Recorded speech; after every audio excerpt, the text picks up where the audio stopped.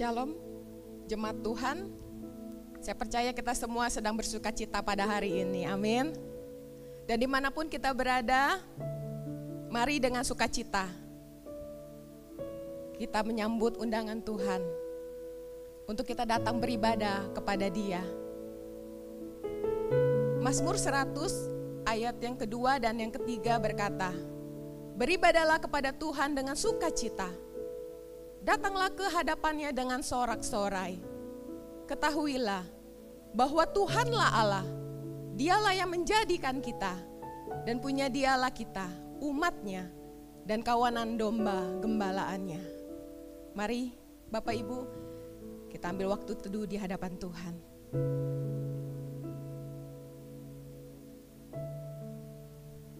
Bapa Surgawi, kami bersyukur untuk anugerah yang besar melalui pengorbanan Kristus di atas kayu salib. Menjadi satu-satunya jalan pendamaian buat setiap kami dengan-Mu Tuhan.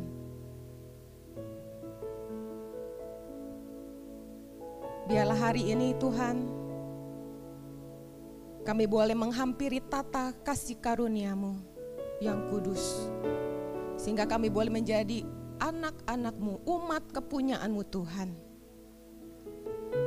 Saat ini kami siap untuk beribadah, kami siap menyembah Tuhan, dan biarlah keberadaan kami berkenan kepada-Mu Tuhan. Terima kasih Bapa, kami berdoanya di dalam nama Tuhan Yesus, amin. Saya mengajak kita semua untuk bangkit berdiri, kita akan sama-sama mengiklarkan pengakuan iman rasuli kita. Pengakuan iman rasuli. Aku percaya kepada Allah, Bapa yang Maha Kuasa, Khalik langit dan bumi, dan kepada Yesus Kristus anaknya yang tunggal Tuhan kita, yang dikandung oleh Roh Kudus, lahir dari anak darah Maria, yang menderita sengsara di bawah pemerintahan Pontius Pilatus, disalibkan, mati dan dikuburkan, turun ke dalam kerajaan maut, pada hari yang ketiga, bangkit pula dari antara orang mati, naik ke surga, duduk di sebelah kanan Allah, Bapa yang Maha Kuasa, dan dari sana Ia akan datang untuk menghakimi orang yang hidup dan yang mati. Aku percaya kepada Roh Kudus, gereja yang kudus dan am, persekutuan orang kudus, pengampunan dosa, kebangkitan tubuh, dan hidup yang kekal. Amin. Shalom Bapak Ibu Saudara, jemaat yang dikasih Tuhan. Mari bersama-sama kita mau memuji, memuliakan nama Tuhan. Semuanya siap, amin? Dimanapun Anda berada, mari sama-sama kita mau memuji Tuhan, mengagungkan Tuhan. Karena Dialah yang layak terima segala pujian, hormat dan kemuliaan. Haleluya! Come on! Semuanya nyanyikan.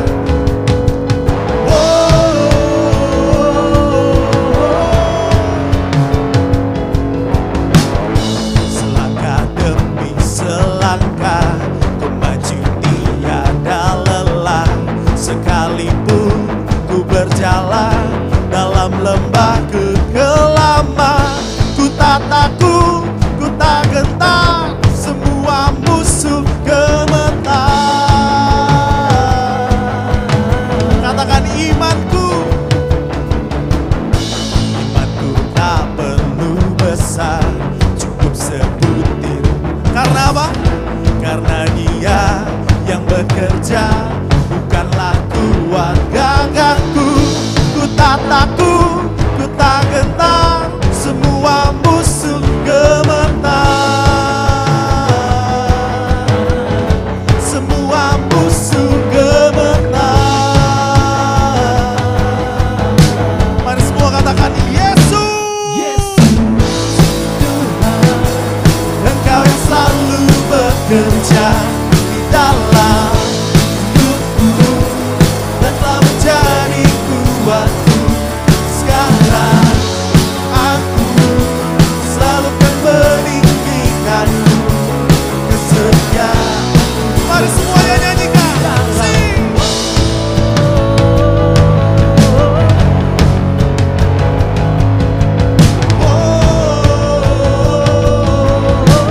Katakan iman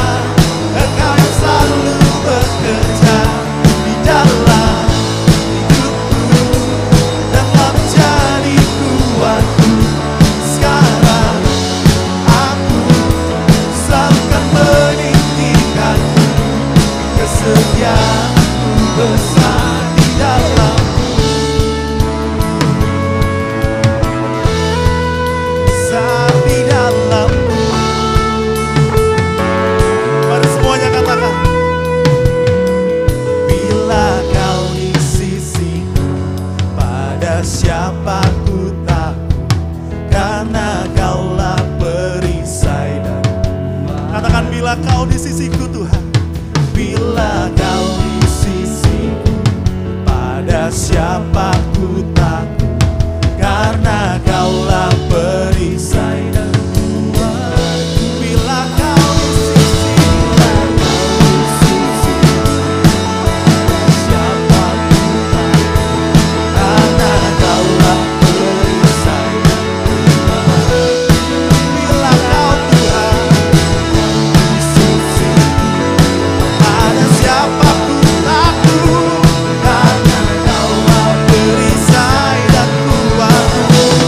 Katakan Yesus, Tuhan, Engkau selalu bekerja di dalam hidupku, dan telah menjadi kuatku. Sekarang aku selalu kan meninggikanmu. Sekali katakan Yesus, Tuhan, Engkau yang selalu bekerja di dalam hidupku, dan telah menjadi kuatku. Oh, sekarang aku selalu kan meninggikanmu. Kesetiaanku besar di dalammu.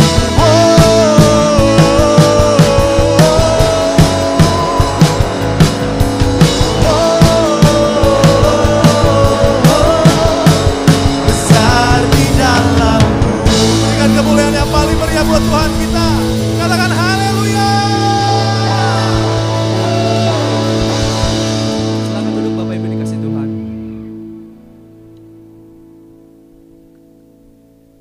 Bapak Ibu, di masa sulit ini, pasti setiap kita memiliki keletihan dan beban tersendiri.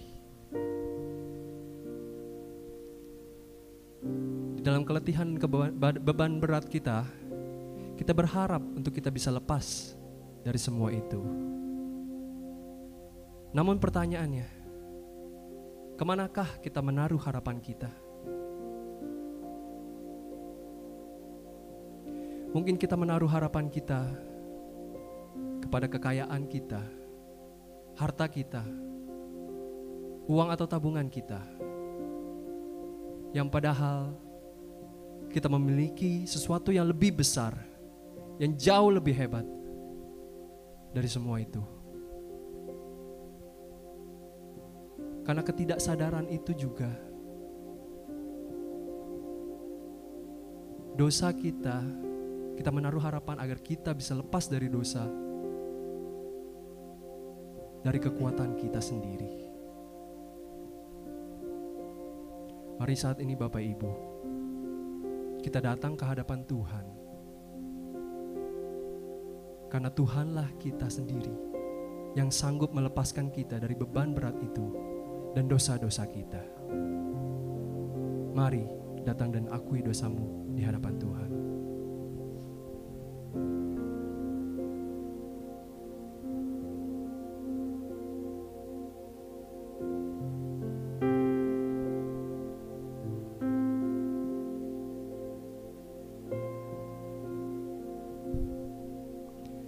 Matius 11 ayat ke-28 berkata, "Marilah kepadaku semua yang letih, lesu dan berbeban berat.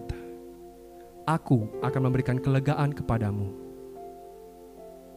Tuhan berkata, setiap kelelahanmu, bebanmu, aku yang tanggung. Setiap dosamu, aku yang tanggung. Marilah kita bersyukur kepada Tuhan. Karena kasih-Nya begitu besar, karena anugerah-Nya, sehingga kita bisa lepas dari dosa kita. Hanya Dialah Tuhan kita yang sanggup. Karena Dialah Tuhan kita yang perkasa. Tuhan kita yang begitu luar biasa. Kami bersyukur Tuhan.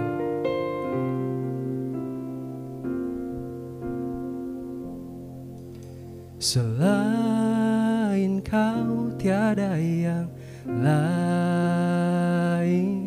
hanya Kau milikku di surga. Sekalipun dagingku lenyap, hatiku lelah tak berdaya. Ku sembah Engkau, Allah yang perkasa.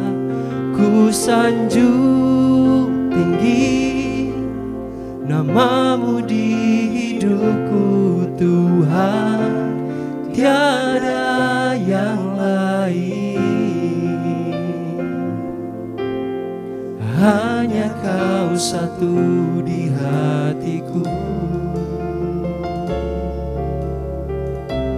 Mari jemaat Tuhan, dengan lembut kita mau katakan selain Kau tiada yang lain. Selain Kau tiada yang lain. Hanya Kau milikku di surga. Sekalipun dagingku lenyap, hatiku lelah tak berdaya. Ku sembah Engkau, Allah yang perkasa. Ku sanjung tinggi namamu di hidupku Tuhan, tiada yang lain. Hanya Kau satu.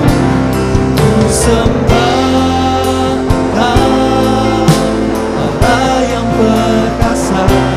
Ku sanjung tinggi namamu di hidupku Tuhan, tiada yang lain. Hanya Kau satu.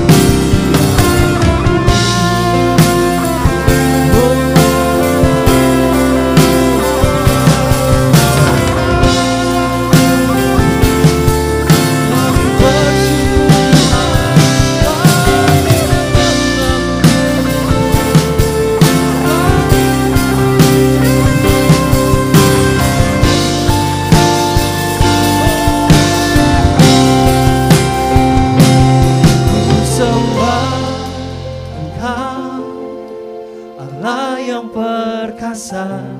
Ku sanjung tinggi namamu di hidupku Tuhan, tiada yang lain. Mari jemaat Tuhan lebih lagi kita mau katakan hanya Kau. Mari sembah Dia Tuhan kita. Sembah Allah yang perkasa. Ku sanjung tinggi namamu di hidupku Tuhan, tiada yang lain. Hanya Kau satu. Ku sembah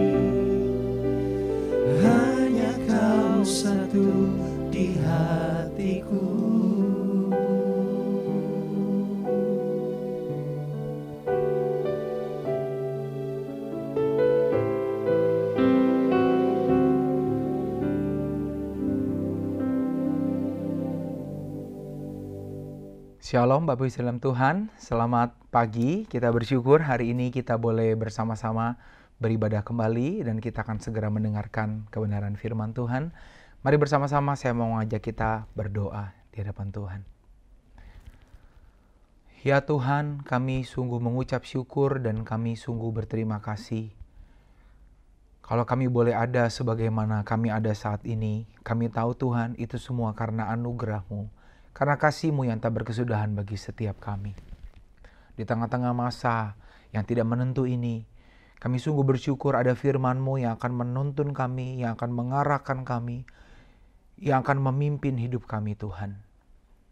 Kami percaya akan firman-Mu, firman-Mu adalah pelita bagi kaki kami dan terang bagi jalan-jalan kami. Ya Roh Kudus, tolong kami, untuk kami sungguh boleh memahami firman Tuhan. Ya Roh Kudus, lembutkan hati kami biar firman Tuhan sungguh-sungguh mengubah hidup kami. Ini kami Tuhan, kami siap menerima firman-Mu. Juga berkati hamba-Mu yang penuh dengan keterbatasan, yang penuh dengan cacat celah ini. Biar sungguh melalui kuasa Roh Kudus, hamba-Mu boleh menyampaikan kebenaran firman-Mu. Terima kasih Tuhan. Kami siap mendengar firman-Mu hanya di dalam nama Tuhan Yesus yang rindu mendengar firman bersama-sama dengan iman. Kita mau katakan, amin, amin. Oke. Bapak Ibu, kita bersyukur hari ini kita bisa kembali berkumpul bersama-sama lagi. Pagi hari ini Bapak Ibu, saya ingin mengajak kita untuk merenungkan sebuah pertanyaan yang begitu penting bagi setiap kita. Yaitu pertanyaannya adalah, apakah artinya menjadi seorang Kristen? Ya, Anda dan saya bukan orang Kristen baru. Mungkin ada di antara kita yang sudah bertahun-tahun jadi orang Kristen, atau bahkan ada di antara Anda yang seperti saya sejak lahir sudah menjadi seorang Kristen. Ya. Saya rasa Bapak Ibu mudah bagi kita untuk menjawab apakah artinya menjadi seorang Kristen. Ya, banyak orang Bapak Ibu kalau ditanya apa artinya menjadi seorang Kristen, jawabannya bisa beda-beda. Ya, ada yang mengatakan bahwa itu agama di KTP saya, ya. Atau menjadi Kristen artinya berarti saya dari minggu demi minggu saya akan ada di gereja, ya. Itu orang Kristen. Ada yang mengatakan kalau saya orang Kristen berarti saya akan mempersembahkan 10% dari pendapatan saya. Ya, orang Kristen memberikan perpuluhan. Ya, apakah itu sekedar arti menjadi seorang Kristen? Ya, nah hari ini saya ingin mengajak kita membaca pertama-tama Bapak Ibu dari Kisah Para Rasul pasal yang ke-11 ayat yang ke-26. Di situ dikatakan mereka tinggal bersama-sama dengan jemaat itu 1 tahun lamanya sambil mengajar banyak orang. Di Antiokhia lah murid-murid itu untuk pertama kalinya disebut apa? Disebut Kristen, ya. Jadi Bapak Ibu, Kristen itu artinya adalah sebuah sebutan untuk para murid-murid Kristus, ya. Pada waktu itu Bapak Ibu, murid-murid Kristus sebenarnya mendapatkan seperti sebuah ejekan, ya. Sama seperti Bapak Ibu penggemar Ahok, ya, yang disebut diejek sebagai Ahokers gitu ya. Lalu Bapak Ibu, pada waktu itu murid-murid Kristus yang radikal, pengikut Yesus yang radikal, mereka disebut sebagai Kristen, ya. Jadi Bapak Ibu, Kristen itu adalah sebutan untuk murid-murid Kristus yang radikal. Pertanyaan buat kita semua yang di hari ini Anda sedang beribadah, ya. Apakah Anda dapat dikatakan sebagai murid Kristus yang radikal? Bapak Ibu, kalau Anda bukan murid Kristus yang radikal, maka sebenarnya Anda dan saya nggak bisa disebut sebagai Kristen. Ya, saya ingin mengajak kita untuk merenungkan hal ini hari ini. Bapak Ibu, tema saya hari ini adalah The Radical Call atau panggilan yang radikal.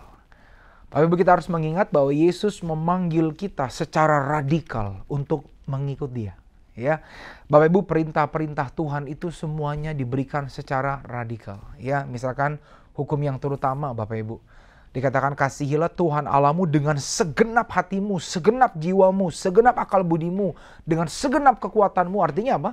Kita diminta untuk mengasihi Tuhan secara radikal.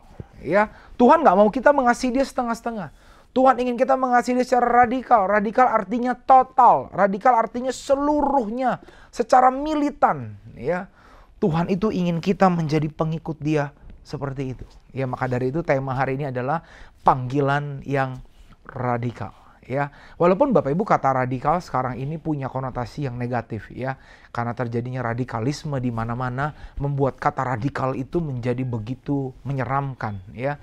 Padahal Bapak Ibu tidak, ya, radikal itu artinya adalah total, sepenuhnya, ya. Dan Tuhan ingin kita mengasihi dia secara radikal, ya. Nah, Bapak Ibu, hari ini saya ingin mengajak kita membaca firman Tuhan dari Lukas pasal yang ke-9 ayat yang ke-57 sampai ayat yang ke-62, ya. Kita buka firman Tuhan dari Lukas pasal yang ke-9 ayat yang ke-57 sampai ayat yang ke-62. Saya akan bacakan firman Tuhan bagi kita semua. Hal mengikut Yesus. Ketika Yesus dan murid-muridnya melakukan perjalanan mereka, berkatalah seorang di tengah jalan kepada Yesus, "Aku akan mengikut engkau kemana saja engkau pergi." Yesus berkata kepadanya, "Serigala mempunyai liang, dan burung mempunyai sarang, tetapi anak manusia tidak mempunyai tempat untuk meletakkan kepalanya." Lalu ia berkata kepada seorang lain, "Ikutlah aku." Tetapi orang itu berkata, "Izinkanlah aku pergi dahulu menguburkan Bapakku."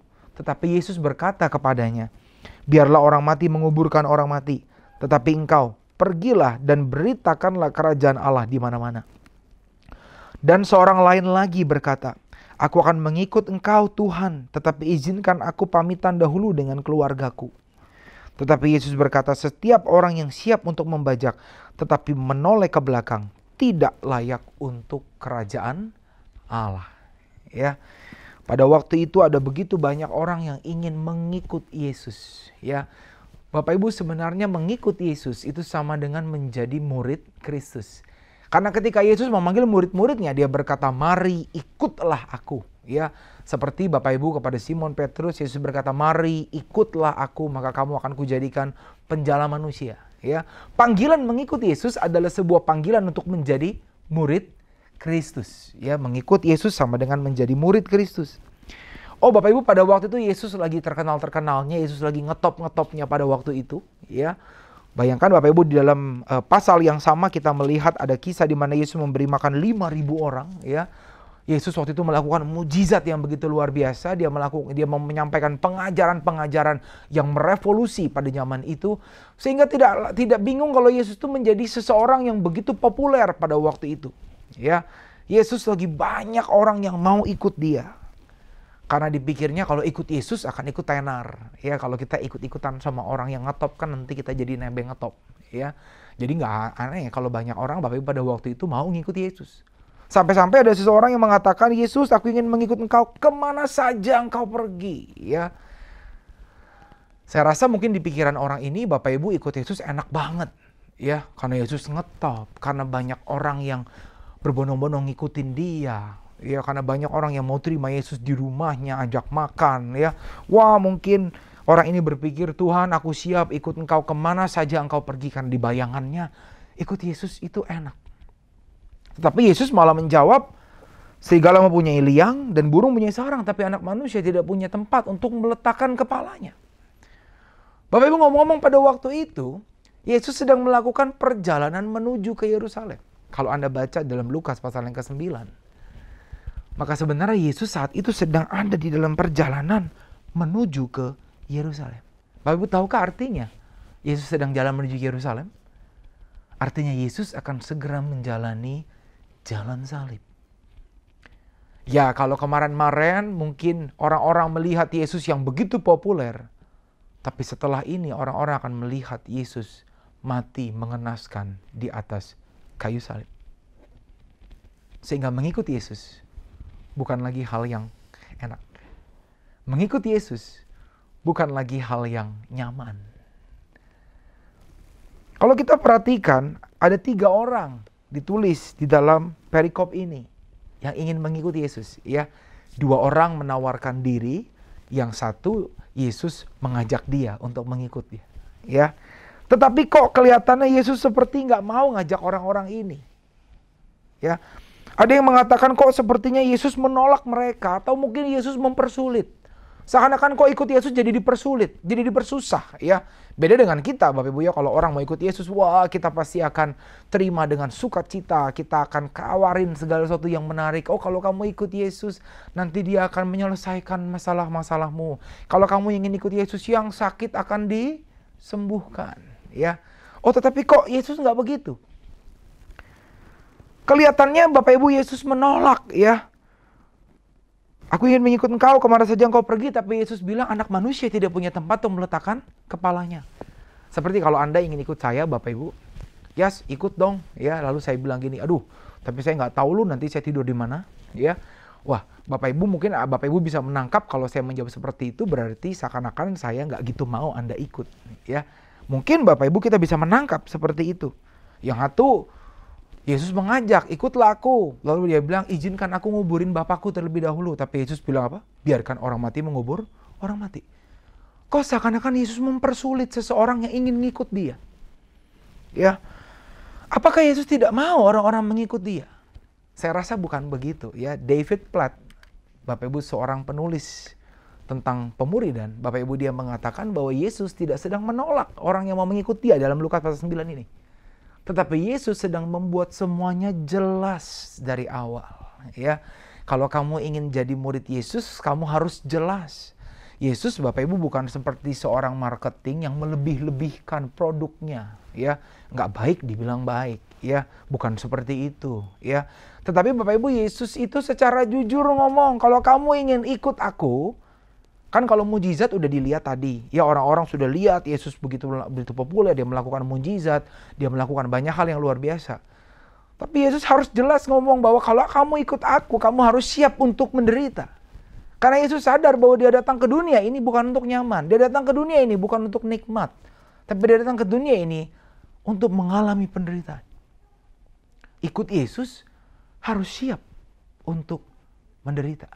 Ya, hari ini Bapak Ibu, saya ingin memberikan kepada setiap kita dua arti yang mengenai apa artinya menjadi radikal. Ya, menjadi pengikut Yesus radikal artinya pertama adalah siap untuk bayar harga. Kalau Bapak Ibu tahu, fans-fans berat, fans-fans fanatik, ya, fans-fans yang radikal, itu biasanya siap bayar harga demi idolanya. Ya, seorang fans yang fanatik itu Bapak Ibu kalau idolanya konser di mana-mana diikutin. Ya, bahkan Bapak Ibu ada seorang orang Kristen yang menggemari seorang pendeta tertentu. Ya, sampai pendeta itu khotbah kemanapun diikutin. Bahkan sampai ke luar negeri dia beli tiket sendiri. Ya, ada harga tuh yang dibayar. Ya, Anda pasti tahu kalau Anda ngefans sama artis tertentu, ya, wah mungkin banyak uang Anda keluarkan. Ada harga yang perlu dibayar. Itu artinya radikal. Radikal artinya siap untuk bayar harga. Yesus pada bagian ini mengatakan, kalau kamu ingin ikut aku, kamu harus siap untuk menderita. Yesus bukan lagi menolak. Yesus bukan lagi mempersulit. Tetapi Yesus lagi berbicara mengenai apa adanya, sejelas-jelasnya. Kalau kamu ingin ikut aku, engkau harus siap menderita. Pertanyaan saya buat kita semua. Hari ini kita sedang merenungkan apa artinya menjadi seorang Kristen. Ketika Anda menjadi orang Kristen, Anda siap untuk menderita atau Anda lebih siap untuk nyaman dan enak-enakan? Memang saya tahu ada banyak kesalahan. Kenapa? Karena ada banyak orang, misalkan dalam melakukan penginjilan atau penjangkauan, seringkali menawarkan kekristenan yang indah saja. Ya, seperti memberikan sebuah iman yang setengah saja. Ya, kalau kamu ikut Yesus, semua masalah dalam hidupmu pasti selesai. Ya, kalau kamu ikut Yesus, tidak ada lagi sakit penyakit. Siapa bilang? Ya, tidak ada lagi sakit penyakit itu di surga. Ya, tidak ada lagi sakit penyakit itu kalau Anda mati. Ya, bukan Anda ikut Yesus. Ya, Yesus nggak pernah mengatakan itu. Yesus mengatakan kalau kamu ingin ikut aku. Misalkan Bapak Ibu dalam Lukas 9 ini, di bagian-bagian awal Yesus mengatakan, kalau kamu ingin mengikut aku, engkau harus siap untuk menyangkal diri dan memikul salib. Kalau engkau ingin mengikut aku, Yesus mengatakan anak manusia tidak mempunyai tempat untuk meletakkan kepalanya. Kalau engkau ingin mengikut aku, engkau tidak boleh menoleh ke belakang. Karena orang yang menoleh ke belakang tidak layak untuk kerajaan Allah. Yesus tidak pernah menjanjikan kenyamanan. Yesus tidak pernah menjanjikan sebuah keindahan, sekedar keindahan saja. Dia tidak pernah menjanjikan kenyamanan saja. Walaupun betul, ikut Yesus hidup kita aman. Walaupun betul, ikut Yesus hidup kita akan diberkati. Tetapi bukan itu saja. Selama Anda ada di dunia ini, Tuhan ingin kita membayar harga dalam menjadi pengikut Yesus. Bapak Ibu memperoleh keselamatan itu gratis. Keselamatan kita peroleh secara cuma-cuma karena itu adalah anugerah. Itu bukan hasil pekerjaanmu. Itu adalah pekerjaan Tuhan dalam kehidupan kita. Tetapi mengikut Yesus perlu harga yang kita bayar. Bapak Ibu, kalau kita melihat kekristenan di awal-awal, misalkan kalau Anda membaca kitab Kisah Para Rasul, Bapak Ibu, saya yakin Anda bisa menangkap dengan jelas di sana bahwa kekristenan tidak identik dengan kenyamanan. Bahwa kekristenan tidak identik dengan kemewahan. Kalau Anda membaca kitab Kisah Para Rasul, Anda dapat melihat bahwa kehidupan pengikut Yesus yang mula-mula, mereka begitu mengalami penderitaan demi penderitaan. Tetapi yang luar biasa, mereka semua tidak kehilangan iman.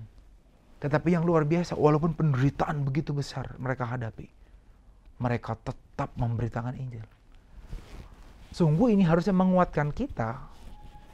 Kalau kita saat ini Bapak Ibu sedang hidup dalam masa yang sulit, ya. Oh Bapak Ibu, tantangan kita dalam kekristenan di masa pandemi ini tidak lebih besar daripada tantangan mereka dalam kitab Kisah Para Rasul. Di dalam kitab Kisah Para Rasul, jemaat itu mengalami tantangan yang sangat amat besar. Mereka mau dibunuh, mereka dikejar-kejar, mengalami penganiayaan. Tetapi mereka tetap membayar harganya. Karena mereka tahu, Kristus telah membayar harganya terlebih dahulu bagi setiap kita. Bapak Ibu, ini bukan panggilan yang sulit. Kenapa? Karena ini adalah sebuah panggilan yang disampaikan oleh Sang Tuhan yang telah berkorban terlebih dahulu. Yang telah membayar harga terlebih dahulu bagi setiap kita. Bapak Ibu, seperti orang yang kedua, Yesus memanggil dia, ikutlah aku. Tetapi orang itu berkata, izinkanlah aku pergi dahulu menguburkan Bapakku. Banyak penafsir yang mengatakan bahwa sebenarnya bukan berarti pada saat itu bapaknya sudah mati. Ya, kemungkinan besar orang ini minta diizinkan untuk tunggu nanti sampai papaku meninggal. Ya, aku punya tanggung jawab untuk ngurus papaku. Ya, papaku sekarang udah tua, tunggu dulu ya, tunggu nanti sampai dia meninggal baru aku akan mengikut engkau Yesus. Ya, banyak orang dalam mengikuti Yesus itu punya alasan-alasan. Kita seringkali menyampaikan alasan-alasan kita demi menghindar dari bayar harga. Dan biasanya keluarga yang dijadikan alasan. Banyak orang yang menjadikan keluarga sebagai alasan. Ya, saya Bapak Ibu dalam pelayanan kaum muda melihat banyak anak-anak muda yang begitu militan. Ya, tapi setelah menikah, keluarga dijadikan alasan. Ya, keluarga dijadikan alasan. Ya, saya harus urus keluarga saya. Pertama-tama mulai dari nggak pelayanan. Ya, habis nggak pelayanan mulai nggak datang komsel. Ya, habis nggak ada komsel mulai jarang-jarang datang ibadah. Ya, seringkali keluarga dijadikan alasan. Bukan berarti Tuhan mengajarkan kita untuk melalaikan keluarga kita. Kita tahu bahwa Alkitab mengajarkan kita untuk menghormati keluarga kita, menghormati ayah dan ibu, mengasihi pasangan, anak-anak, orang tua, ya saudara-saudara kita. Yesus bukan lagi mengajarkan kita untuk melakukan itu, ya untuk meninggalkan keluarga kita begitu saja, ya. Tetapi Yesus sedang berbicara mengenai sebuah prioritas utama yang harus kita pegang dalam hidup kita, yaitu bahwa Tuhan yang menjadi yang terutama. Harganya mesti kita bayar walaupun engkau meninggalkan keluargamu. Itu arti yang pertama. Menjadi pengikut Yesus yang radikal artinya adalah apa? Siap untuk membayar harga. Ya, saya rindu poin pertama ini menjadi sebuah poin refleksi. Coba cek, coba tanya sama diri kita. Minta Roh Kudus selidiki hati kita. Ya, siap nggak sih kita bayar harga?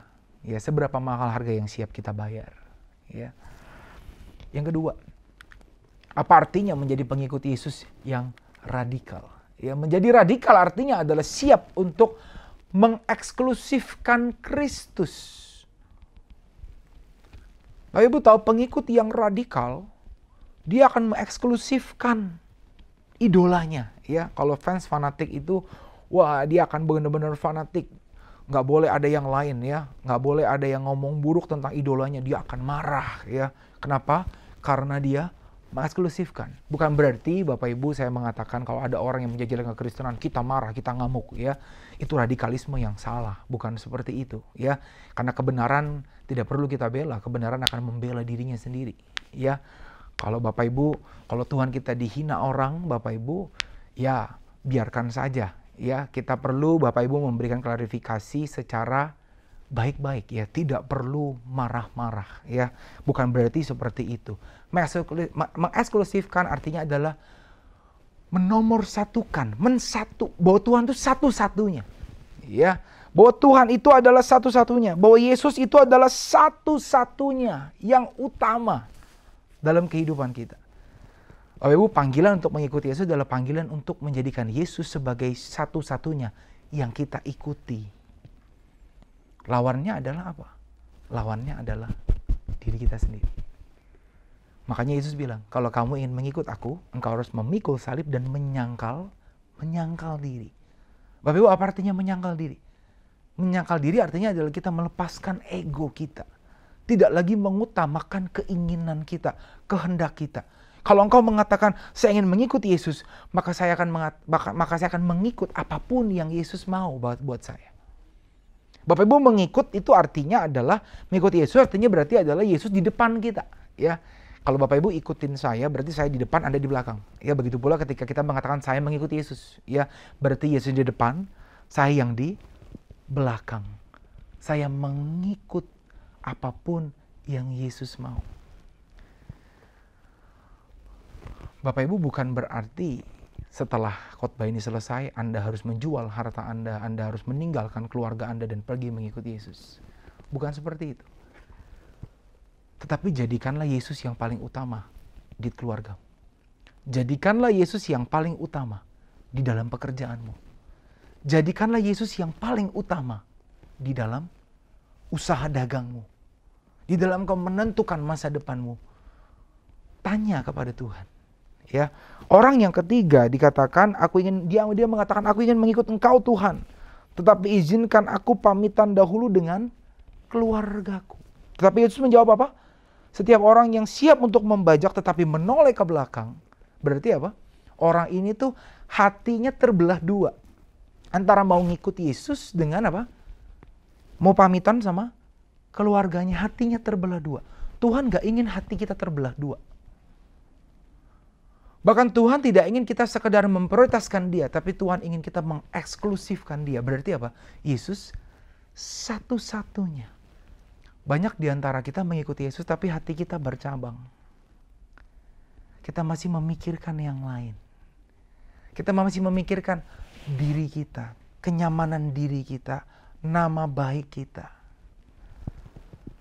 Padahal dalam hidup ini yang terpenting bukan nama baik kita, tetapi nama Kristus dipermuliakan melalui hidup kita. Jadi mengeksklusifkan Kristus itu bukan berarti Anda meninggalkan semuanya. Tetapi justru di dalam keluarga Anda, di dalam usaha dagang Anda, di dalam pekerjaan Anda, ikuti Kristus. Dulu Bapak Ibu ada sebuah kegerakan yang terkenal namanya What Would Jesus Do? Apa yang akan Yesus lakukan?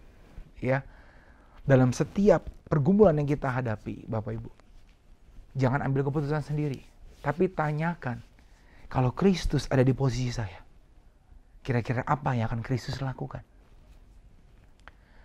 Di tengah-tengah keluarga ya, what would Jesus do? Kalau Kristus jadi saya, kalau Kristus ada di posisi saya saat ini, ya, kira-kira apa yang akan dia lakukan? Maka itulah yang akan kita lakukan. Itu artinya mengikut Kristus. Itu artinya mengeksklusifkan Kristus. Seperti Paulus yang pada akhirnya berkata, namun aku hidup, bukan aku lagi, melainkan Kristus yang hidup. Bukan lagi mengutamakan kehendak kita, tapi kita mulai menyangkal diri kita dan mengikuti apa yang Tuhan mau. Bapak Ibu, sungguh kita semua dipanggil untuk radikal. Tuhan tidak mau yang setengah-setengah. Jelas sekali dalam perintah-perintahnya, Tuhan ingin kita radikal mengikuti Dia. Ini sebuah pertanyaan bagi setiap kita. Siapkah engkau menjadi orang Kristen yang radikal? Radikal artinya siap membayar harga. Dan radikal artinya siap untuk mengeksklusifkan Kristus sebagai satu-satunya Tuhan yang kita ikuti, yang kita taati, yang kita cintai. Bapak Ibu, saya rasa tidak sulit kita melakukan ini. Ya, Dietrich Bonhoeffer mengatakan ketika Kristus memanggil seseorang, ia memanggil orang itu untuk datang dan mati. Kelihatannya panggilan mengikuti Yesus adalah panggilan yang sulit. Karena kita perlu datang dan mati. Tetapi sebenarnya ini adalah sesuatu yang mungkin kita lakukan. Kenapa? Karena Sang Guru kita, karena Kristus itu telah melakukannya terlebih dahulu. Dia telah datang dan mati terlebih dahulu bagi setiap kita. Sehingga kalau Anda dan saya menjadi pengikut Yesus yang radikal, ini merupakan respon kita. Ini merupakan respon kita, merupakan rasa syukur kita kepada Tuhan yang telah terlebih dahulu datang dan mati bagi setiap kita. Dan kita semua dipanggil untuk datang kepada Kristus dan mematikan ego kita. Bukan lagi hidup untuk diri kita sendiri, tetapi sungguh sepenuhnya untuk Kristus. Bapak Ibu, di masa pandemi ini ada banyak tantangan. Pertanyaan saya buat kita semua, masihkah Anda menjadi pengikut Kristus yang radikal walaupun di tengah-tengah masa sulit ini? Bapak Ibu, saya mendengar ada banyak jemaat yang mungkin Anda sudah kangen dengan ibadah offline, ya. Karena memang saya tahu Bapak Ibu ibadah online seperti ini ada begitu banyak tantangannya, ya. Tetapi Bapak Ibu, saya rindu kalau Anda benar-benar menjadi pengikut Kristus yang radikal. Walaupun kita ibadah online, memang kita belum tahu sampai kapan Bapak Ibu. Tapi kalau Anda sungguh pengikut Kristus yang radikal, harusnya Anda tetap semangat ibadah online. Anda tetap semangat, Anda tetap radikal untuk ibadah minggu demi minggu. Jangan sampai semangat Anda hilang. Bapak Ibu, mengikuti Yesus itu dikatakan ada banyak hal yang tidak enak yang akan kita hadapi. Oh Bapak Ibu, tantangan masa pandemi ini tidak ada apa-apanya dibandingin dengan apa yang dialami oleh orang-orang Kristen mula-mula di dalam Kisah Para Rasul. Tantangan mereka amat berat, tapi mereka tetap semangat mengikuti Yesus. Dan biarlah ini menjadi peringatan buat setiap kita. Di tengah pandemi ini, walaupun masa ini sulit, tapi kita tetap menjadi pengikut Kristus yang radikal. Kenapa? Karena Tuhan kita telah datang dan mati terlebih dahulu bagi Anda dan saya. Sehingga layaklah dan pantaslah bagi kita untuk datang dan mematikan ego kita, mematikan diri kita, dan mengikuti kehendaknya buat kita. Karena saya dan Anda pasti semuanya tahu bahwa kehendak Tuhan yang terbaik. Walaupun kadang-kadang kehendak Tuhan gak enak, sulit untuk dijalani, tetapi itu yang terbaik bagi Anda dan saya. Mari tundukkan kepala kita. Kita bersatu dalam doa bersama-sama. Tuhan, ini kami Tuhan. Kami sadar Tuhan bahwa Engkau menginginkan kami untuk menjadi murid-murid yang radikal.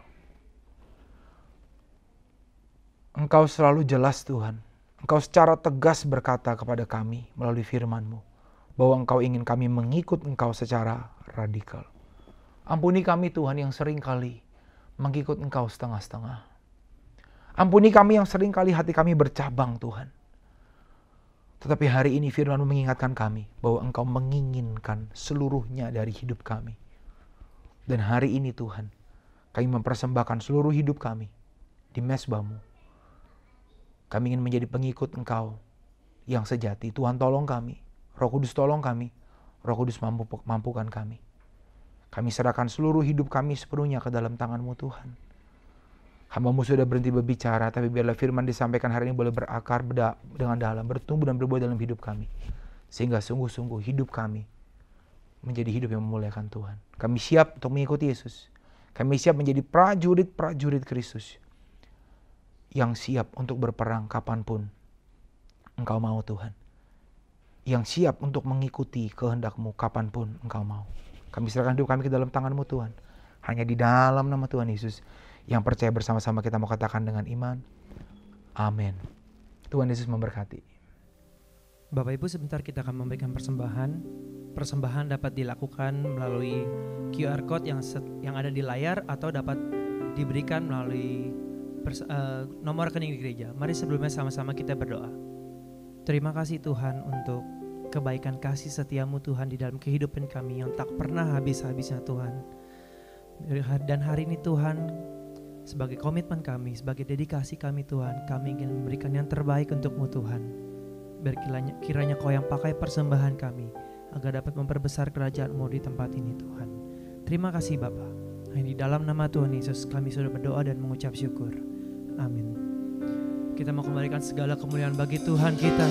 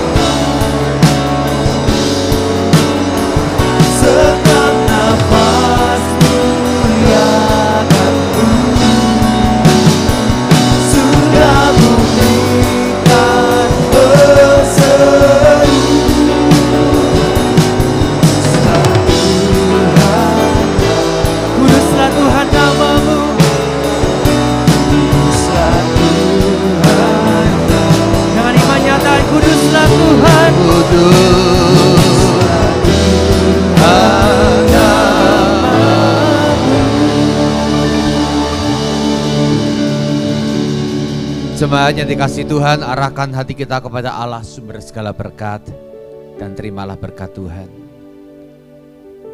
Kasih karunia dari Tuhan Yesus Kristus menyertai setiap langkah hidupmu. Kasih sempurna dari Bapa Surgawi mengalir di hatimu. Dan kuasa dalam persekutuan Roh Kudus ada pada dirimu, supaya engkau dapat menjadi saksi Kristus dimanapun engkau berada, dan nama Tuhan dipermuliakan.